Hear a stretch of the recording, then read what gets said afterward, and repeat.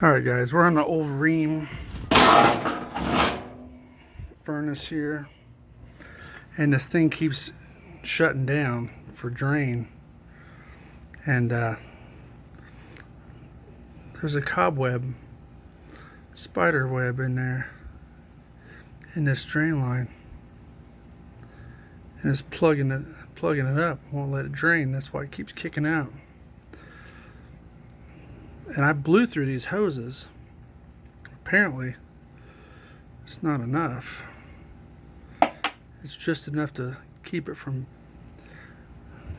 draining. You can see it down in there. Pretty wild. Third spider to shut down the furnace today, so put this back together after cleaning this out. See what we got.